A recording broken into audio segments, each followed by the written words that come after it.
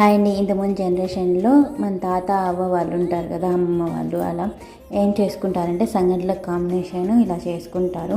అది ఏంటంటే ఫస్ట్ వంకాయ నూనె వేసి నూనె పూసి పొయ్యిలో వేసి కాలుస్తారు. కాకపోతే ఇప్పుడు పొయ్యి అనే కష్టం కదా, అందుకని చెప్పేసి పొయ్యి మీదే కాలుస్తున్నాము. ఇక్కడ గ్యాస్ పైన నిప్పు పెట్టేసి 2 వంకాయలు కాల్చాము, అలాగే 3 ఎండుమిరపకాయలు కాలుస్తున్నాము. ఇవి మామూలుగా అయితే ఇవన్నీ చేత్తోనే నలుపుతారు, కాకపోతే చేత్తో ఇప్పుడు నలపలేమని చెప్పేసి మేము ఎండుమిరపకాయలు కాల్చిన తర్వాత మిక్సీకి పట్టేసిన తర్వాత అవి పొడి తీసి దాంట్లో వేసాము. దాంట్లో చిన్నులపాయలు వేసాము. తర్వాత ఇప్పుడు వంకాయలు కాల్చుకున్నాం కదా, అవి ఒలుచుకొని తర్వాత దీంట్లో వేసేసి బాగా ఎనిపి వేయాలి. మామూలు అయితే చేతితోనే మొత్తం నలిపివేసి తర్వాత ఇక్కడ ఉప్పు సరిపడా వేసుకొని తర్వాత మనం చింతపండు నానబెట్టుకున్నాం కదా, ఆ చింతపండు వాటర్ కూడా వేసుకొని బాగా కలిపెట్టుకోవాలి. ఇది సంగటి కాంబినేషన్ అయితే చాలా అంటే చాలా బాగుంటుంది. ట్రై చేసి చూడండి.